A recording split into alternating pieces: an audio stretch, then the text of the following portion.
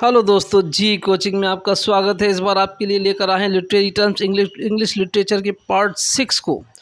अभी तक पार्ट 1 से लेकर पार्ट 5 तक आप 45 टर्म्स पढ़ चुके हैं। इस बार 5 टर्म्स और पढ़ने जा रहे हैं पार्ट 6 में। ये वेरी इंपॉर्टेंट टर्म्स हैं, इनको आप नोट करके याद कर लें। सबसे पहले हम लोग पढ़ते हैं 46 नंबर पर एलिप्सिस। एलिप्सिस, चलिए इसके बारे में देखते हैं क्या कहता है ये। इट इज़ यूजुअली रिटन, ये अक्सर लिखा जाता है बिटवीन द सेंटेंस, लाइनों के बीच में, as a series of 3 dots, 3 dot की शक्ल में। लाइक डॉट डॉट, ये इस तरह से जो है 2 लाइनों के बीच में, सेंटेंस के बीच में लिखा जाता है। इट इज़ यूज्ड, ये प्रयोग किया जाता है इन नैरेटिव्स टू ओमिट, छुपाने मिटाने के लिए, some parts of a sentence और इवेंट, किसी भी सेंटेंस की किसी पार्ट को या घटना को छिपाने या मिटाने के लिए 3 डॉट लगा दिए जाते हैं। उससे ये घटना या फिर सेंटेंस का कुछ पार्ट्स जो शो नहीं करना है वो छुप जाता है और राइटर की समझ में भी आ जाता है कि यहाँ पर क्या कहा गया। 47 पर चलते हैं। एपिक, ये महाकाव्य है। महाकाव्य आप तो जानते हैं कि 12 किताबों का महाकाव्य होता है, तो ये एपिक जो है ये महाकाव्य है। द एपिक और हीरोइक एपिक, एपिक को ही जो है हीरोइक पोएम भी कहते हैं। Is a long verse narrative on a serious subject, ये किसी सीरियस सब्जेक्ट पर, गंभीर विषय पर लिखी जाती है और नैरेटिव होती है। इट इज़ डिवाइडेड, ये बांटी जाती है इनटू 12 बुक्स, ये 12 किताबों में बांटी जाती है।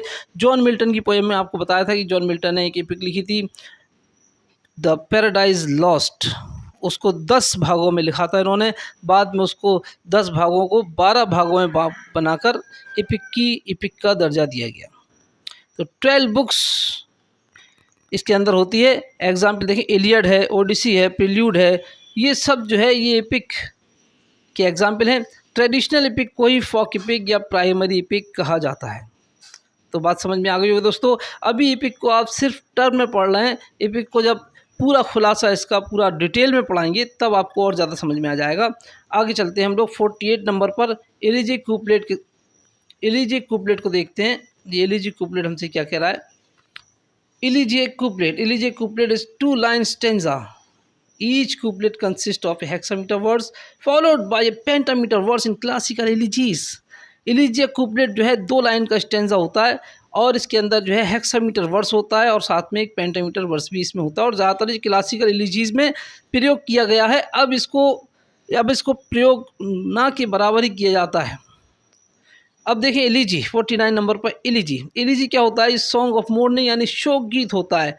किसी की मौत पर या किसी खो जाने पर जो शोक मनाया जाता है गीत की शक्ल में, ये एलिजी होता है। दिस पोएम इज संग विद फ्लूट, देखें ये बांसुरी, फ्लूट मतलब बांसुरी के साथ इसको जो है इसको गाया जाता है। लेमेंट फॉर डेड, ये किसी मृत व्यक्ति के लिए विलाप है, शोक है। रूदन है, रूदन, लेमेंट, रूदन फॉर डेड, मृत व्यक्ति के लिए। सैड सॉन्ग, एक सैड सॉन्ग, दुखी गाना होता है। ग्रीक इलिगस या इलिगोस, ग्रीक में इसको इलिगस या इलिगोस कहते हैं।